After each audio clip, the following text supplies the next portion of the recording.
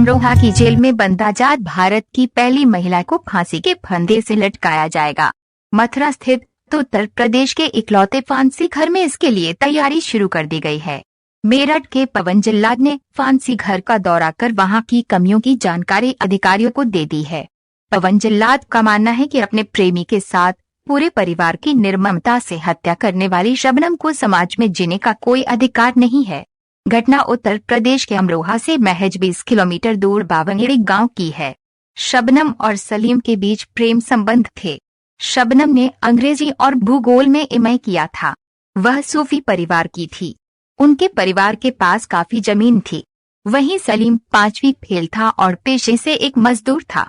इसलिए दोनों के संबंधों को लेकर परिजन विरोध कर रहे थे। 14 से 15 अप्रैल 2008 की रात शबनम ने सलीम के साथ मिलकर अपने परिवार में 8 महीने के बच्चे समेत 10 लोगों की हत्या कर दी थी। वह इकलौती अपने परिवार में बची थी। घटना के समय वह 7 महीने की गर्भवती थी। घर में आज भी हैं खून के दाग। इस घटना को 10 साल बीत गए हैं, लेकिन गांव के लोग उस घटना को आज तक नहीं भूले। गांव का कोई भी व्यक्ति अपनी बेटी का नाम शबनम नहीं रखता है। शबनम के घर के सामने रहने वाले इंतजार अली ने बताया, शबनम के घर के कमरों में आज भी खून के दाग हैं। उस घटना के बाद से किसी के भी घर में शबनम ने जन्म नहीं लिया कि नहीं हुआ कि शबनम ने किया ही ना काम। शबनम के चाचा सत्तार अली ने बताया कि उनके भाई के पास लगभग 30 बीघा जमीन थी। वह एक कॉलेज में टीचर थे। शबनम कॉलेज की बहुत अच्छी छात्रा थी। किसी को भी यकीन नहीं था कि वे इतना घिनौना काम करेगी। घटना के बाद शबनम ने कहा कि घर में घुसे लुटेरों ने पूरे परिवार को काट डाला। वह बाथरूम में थी, इसलिए बच गई। ऐसे खुला था मामला। पुलिस को शबनम पर शक हुआ क्योंकि परिवार में सिर्फ वही एक सदस्य जिंदा बची थी। पुलिस ने उसकी कॉल डिटेल खंगाली तो पता चला कि उसने 50 से 60 बार एक ही नंबर पर बात की थी। हत्या के कुछ मिनट पहले भी उसने एक नंबर पर बात की थी।